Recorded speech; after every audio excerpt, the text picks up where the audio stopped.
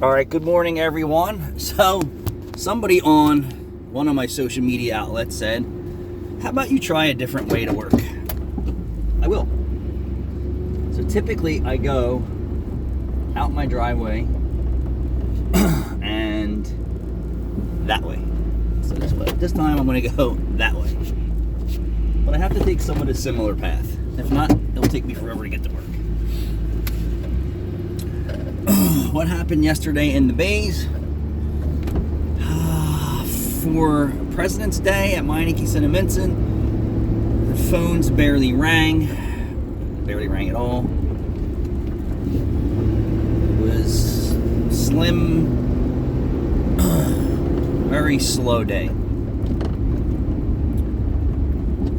Completely crazy for a President's Day. In the past, in the very, very past, you could count on being busy on a holiday or something like that, and yesterday just wasn't the day. Now it is cold, it was windy. I'm sure people are even more broke from the holidays and then 2 weeks of partying for the Eagles, or partying the whole entire time the Eagles have been winning. I don't really have an answer. I do know this. I purchased a car from a customer a couple weeks ago, and I have a buyer coming for it today, so I need to get it in the shop and recondition it so I can sell it. So I know it needs a battery, the engine light was on, and it needs at least a hub bearing. I need to check all the fluids and stuff. So what I'll do is I'll take you through how I handle purchasing a used car, and we call this flipping. So we're going to flip this vehicle. Obviously, we're going to flip it for a profit. That's the name of the game. I forget exactly what vehicle it is. It's white. Has 150,000 miles on it. I purchased it off a customer actually who no longer needed it. They called me up and said, hey, we don't need this car anymore. Do you want to buy it? And I hate to take vehicles out of customers' fleets, because then I no longer get to repair and maintain that car. So I guess, the batteries, because it's been old, it's probably old and cold. The hub bearing, I'm not really sure what's up, because I haven't seen this car in a little while. And we're going to flip it for a profit. So there's Joshua's behind me to the left. And then typically I would go straight.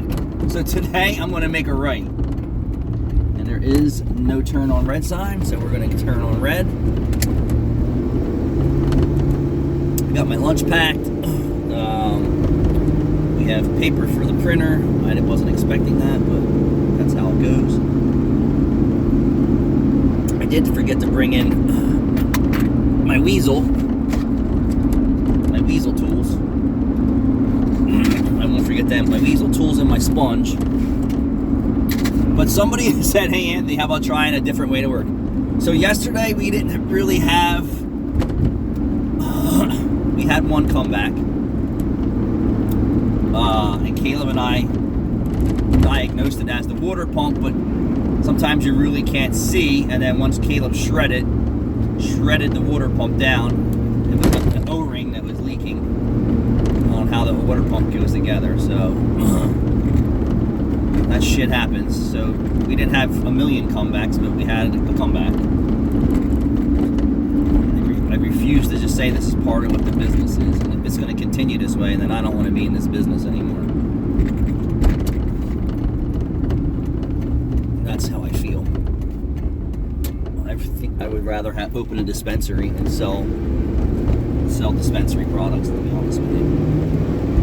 Nobody comes back with dispensary products. I would say very rarely. I know that the vapes have a problem, because April and Rachel smoked them vapes, those vape cigarettes. So yesterday, we actually finished up a bunch of work. So we had work from Saturday left over. We had a job left over from Saturday that got picked up yesterday. It was all big work. We've had some people all paranoid about me using a torch on the brake line and melting the CV boot. CV boot was perfectly fine.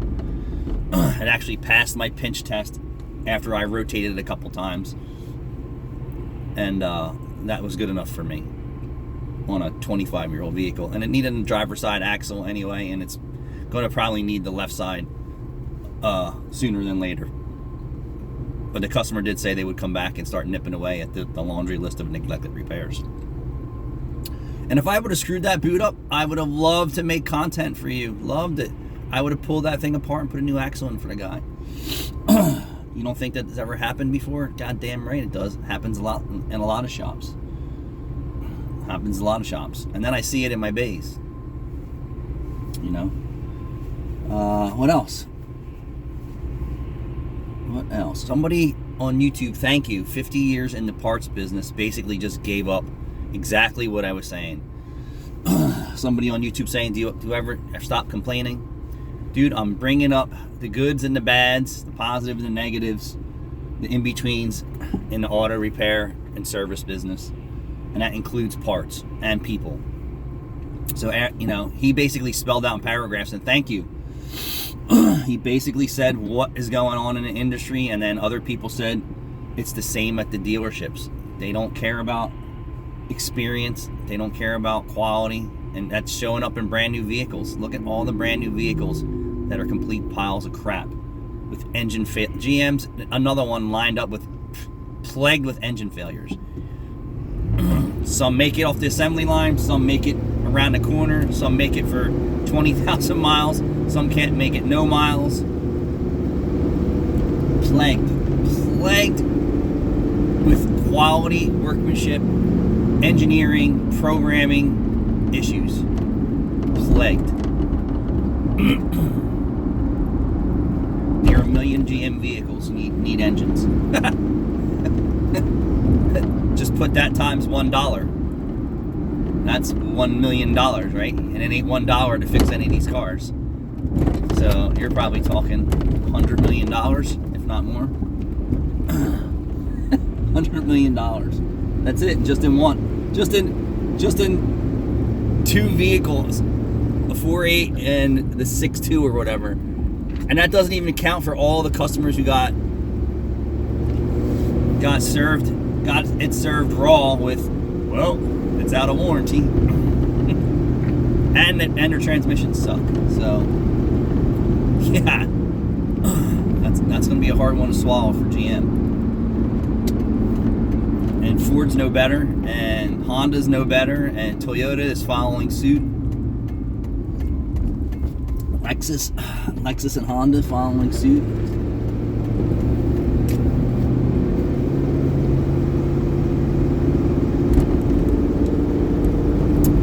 So hopefully today the phone rings and customers come in. It is freezing cold. I don't know what is going on.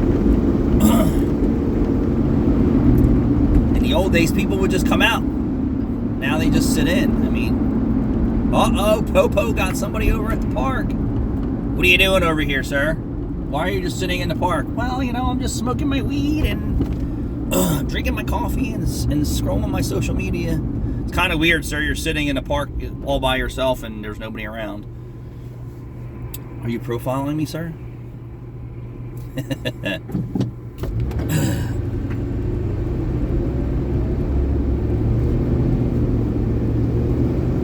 So when we had that police activity in the shop, at the shop parking lot the other day, and that's not uncommon for Meineke St. Vincent. That probably goes on 25, 30 times a year.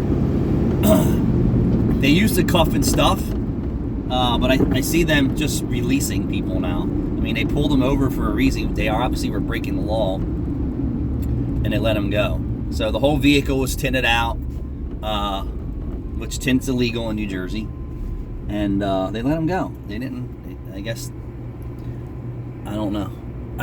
I used to watch them cuff and stuff all the time. Now I just see them let people go. breaking the law, and then you get away. Lawless system. All right. We're minutes from the shop. Are you excited? So let me give you another view.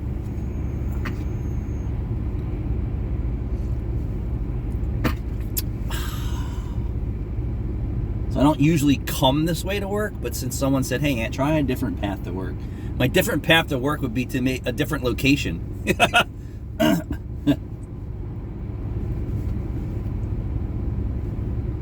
Uncle Rob, are you listening? I know Uncle Rob is a consistent YouTube follower. He has a nice 60,000 mile Chevy Colorado. Was serviced at the dealer, now is serviced by us. He also had the dreaded transmission issues that they recommend, that it's a fluid problem. So we did put some different fluid in there, and he seems to be okay with it, although it's not perfect, but the fluid did help. We got a Subaru in the parking lot, almost parked with a flat tire. It looks like Rachel's girlfriend's car, to be honest with you. I'm here. I'll let you guys know what's going on. Thanks for watching.